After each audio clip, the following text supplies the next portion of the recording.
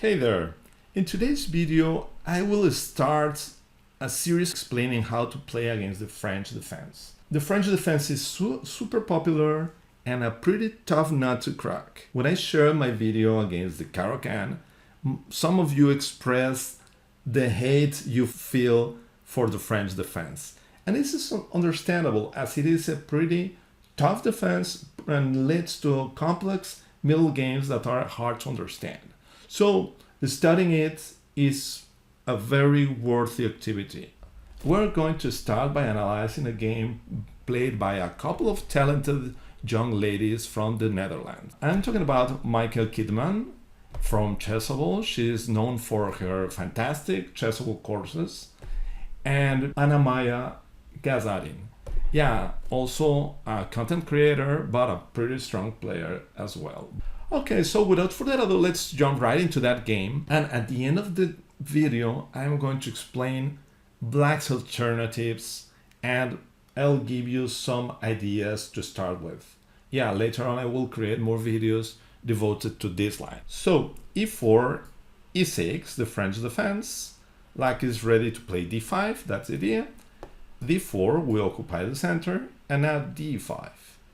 Yeah, we are facing pressure against e4 and we have to decide how to continue. Yeah, in the French defense, Black wants you to advance the center in order to attack your center, to destroy it. Something like e5 is going to be answered with all Black's fury with c5 and a timely f6. Black has plenty of ways to put your center under pressure. So playing e5 right away is a move that comes with plenty of responsibility, as Black is going to attack your center and try to destroy it. This kind of pressure is something you don't want to experience, definitely. On the other hand, by playing bishop d3, we keep the tension on the center and wait for Black's response. The move I'm recommending is bishop d3. Yeah, we want to accelerate our king side development in order to castle as soon as possible. The game we are analyzing continued with c5. Yeah, after c5, white played e takes d5, and now queen takes d5, putting pressure on d4 and on g2. Yeah, now it seems that Black is doing perfectly, but we can play knight c3. Yeah, we are giving up both pawns, d4 and g2. Yeah, and the game continued with queen takes d4, a dubious move. Also capturing on g2, that curiously has been played several times in lead chess. Yeah, more than 3,500 times. And it loses the queen right away to bishop e4. Yeah, now Black's queen has got nowhere to go. h3 is controlled by the knight, g3 is controlled by both pawns, g4 is controlled by the queen, g5 is controlled by our dark square bishop, and g6 is controlled by the same bishop that attacks the queen. So taking on h1 might be the best idea, but after bishop takes h1, white is winning. Curiously, it happens a lot. Okay, instead, queen takes d4 is the move played in the game. Knight b5, attacking the queen and threatening knight c7 at the same time. So queen d8 and bishop f4, threatening knight c7 again with the help of the bishop. Now Black's only move is knight a6, and it seems Black is doing perfectly, as is ready to continue with knight f6, bishop e7, and short castle. But the thing is that we can bring more pieces into the action. Yeah, Maaike Keetman played queen e2, enabling long castle, and the rook on the d file is going to be super strong, putting pressure on Black's queen right away. So the game continued with knight f6, normal development, and long castle, and this led Black to play bishop d7. The game continued with knight f3, And there are several things to do here for black, but none of them seem to be okay. For instance, queen a5 might be answered by a3, covering b4, as the b5 knight is defended both by the bishop and the queen. So queen a5 is easily answered by a3. And yeah, black has to be careful, as taking the king to safety by castling is simply answered by knight takes a7, checkmate. Yeah, a funny variation, but okay, the game continued with queen b6.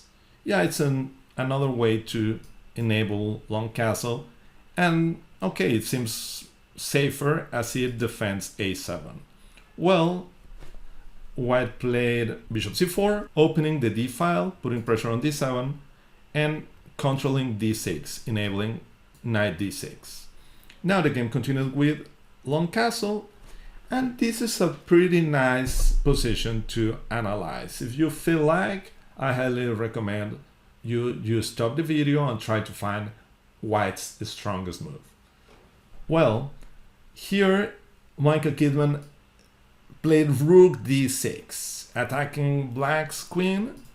And yeah, the thing is that bishop takes d6 is not such a nice thing, as after knight takes d6, f7 is going to fall, and yeah, black's king is gonna be forced to be on those squares where it's on the same diagonal as our dark square bishop.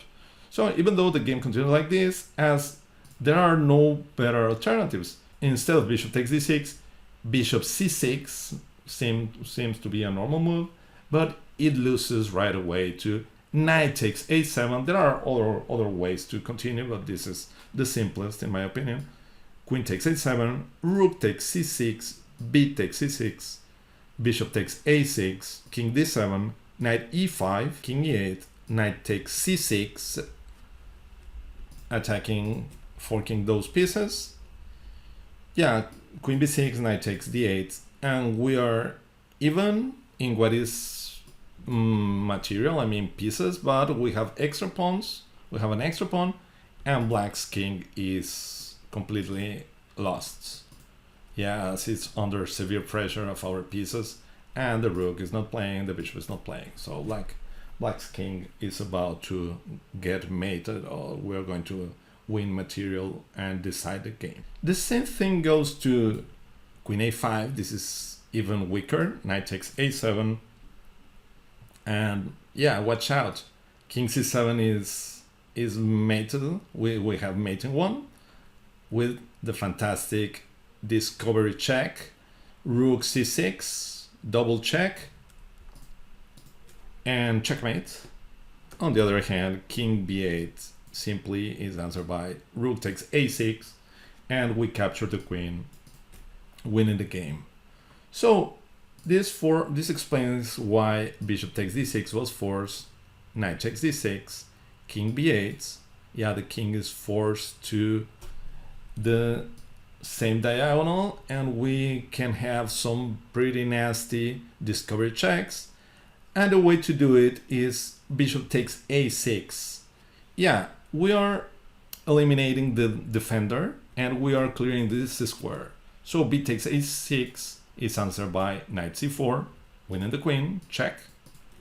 Yeah, and on the other hand, queen a6 is nicely answered by knight b5, king c8. Yeah, of course, king a8, knight c7, winning the queen, and king c8 is even worse as queen e5, and we are threatening mate on c7 and on b8, and there is no way to stop it.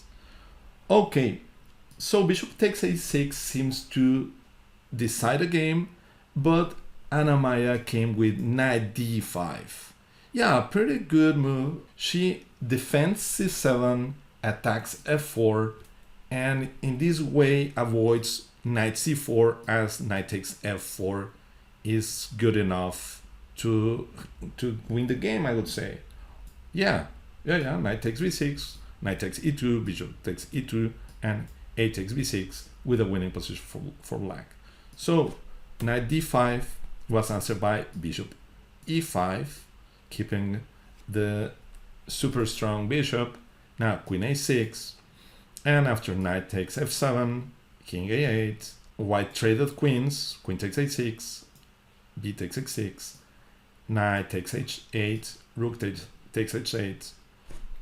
And yeah, after all those forced moves, we reach a position in which white only has a positional advantage, but it seems that black's pawns are a complete disaster. No, Maaike took advantage of the following tactical thing. By taking the pawn, she will earn a material advantage, as rook g8, bishop e5 cannot be answered by rook takes g2, as bishop g3 traps the rook, and knight e1 is coming, or knight h4, winning the exchange. So after bishop e5, the game continued with bishop c6 and bishop g3 with an extra pawn. Yeah, there is an interesting idea around these moves, around this phase of the game. Sometimes you are attacking so strongly that you think you're going to win by force, that you're going to deliver checkmate.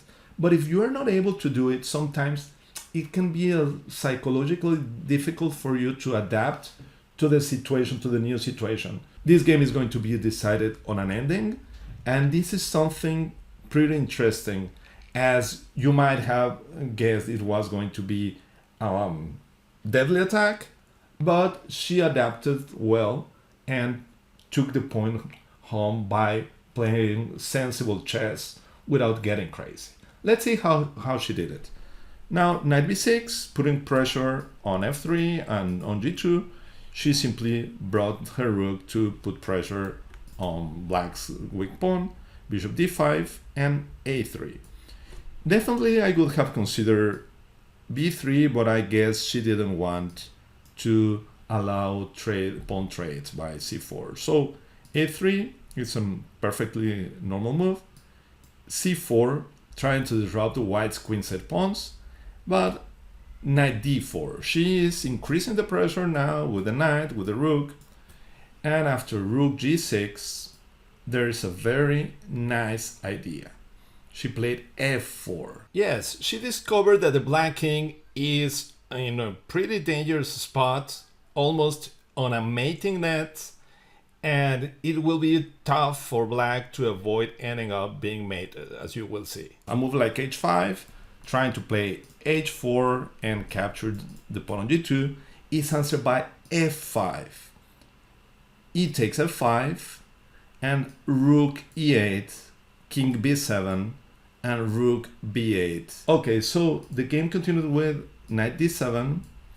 Now, the knight on d7 protects b8, but it doesn't stop f5. f5, e takes f5, rook e8, king b7, and rook e7.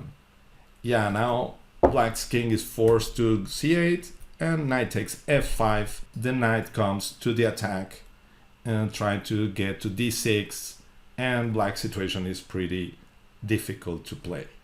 c3, trying to get a desperate counterplay.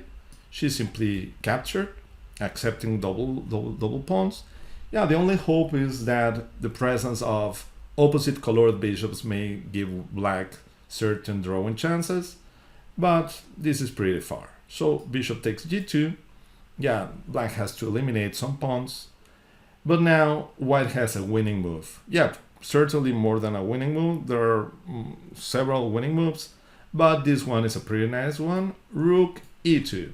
Yeah, it clears again a square for this knight and attacks the bishop at the same time. So bishop f3, rook e3, bishop g4, and knight e7, winning the exchange, king b7, knight takes g6, h takes d6, and white is completely winning. It took a few moves to complete the work. I'm not going to comment the following moves, so it is pretty simple.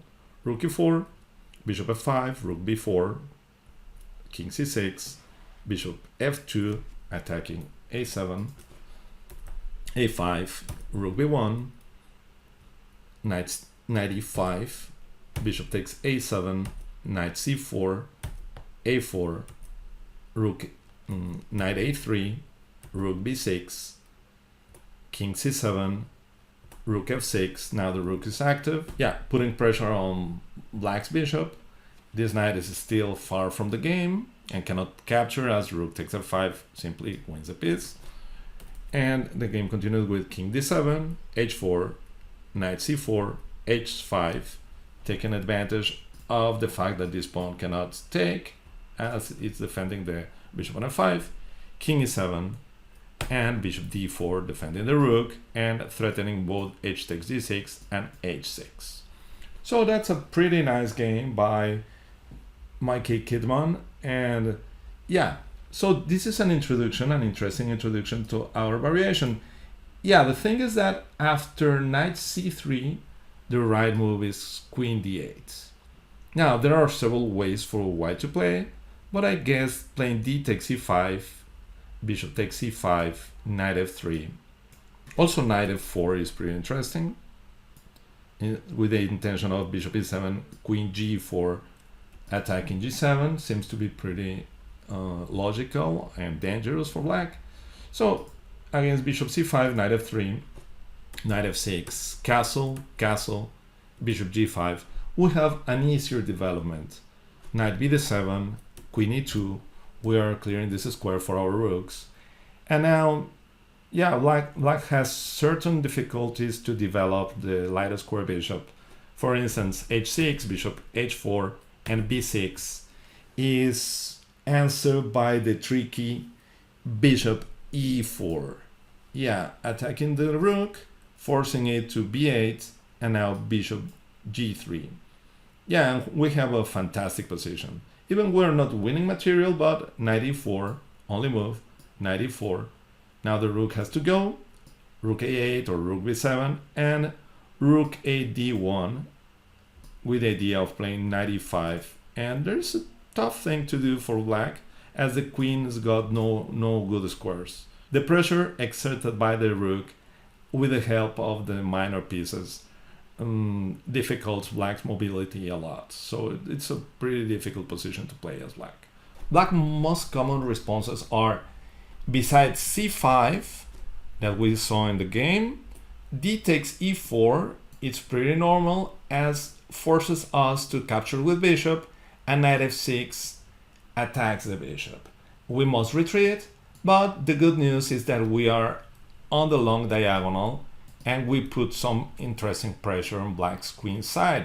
The game may continue with c5, knight e2, knight c6, bishop e3, and we are threatening to capture, and in case of c takes d4, knight takes d4, with some interesting pressure against the queen side, knight e5, and now we play queen e2 or knight c3, trying to take our king to the queen side, a6, queen e2, and long castle, bringing all our pieces.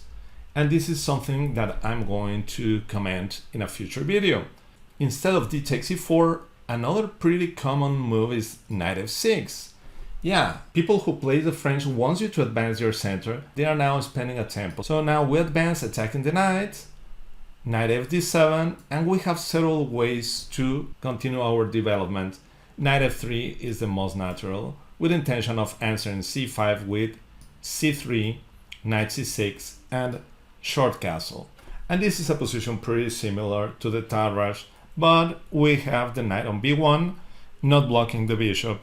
And this is a little bit different, and this difference is good for white, as I'm going to explain in a future video as well. Moves as knight c6, putting pressure on d4. We can answer by playing c3 to avoid knight b4, and we will reach a nice position. Then we are going to play knight f3. So as you can see, bishop d3, it's pretty solid and gives black plenty of ways to deviate, but all in all, we control the situation of the center in our advantage. and I think it's a pretty playable variation. So we're going to continue speaking about it on a future video. Okay, so I hope you liked the game. It was a pretty nice display of technique by Maaike Keetman. And okay, see you next time. Thank you.